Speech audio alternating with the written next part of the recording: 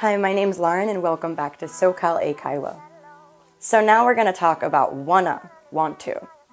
For example, do you want to go out for drinks after work? Do you want to get dinner with me later? What do you want to eat for lunch today?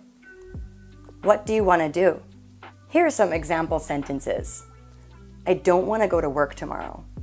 I want to go on vacation. I want to become fluent in English. So now we're going to talk about wanna, want to. Do you want to go out for drinks after work? Do you want to get dinner with me later? What do you want to eat for lunch today? What do you want to do?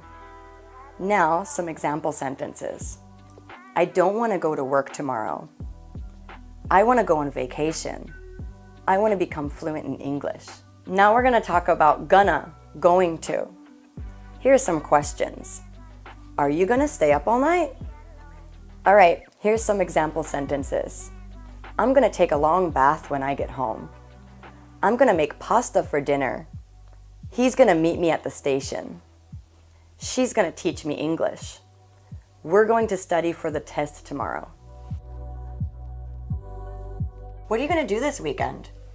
I don't have any plans, but I want to go shopping. Do you want to go with me? Sure, let's go.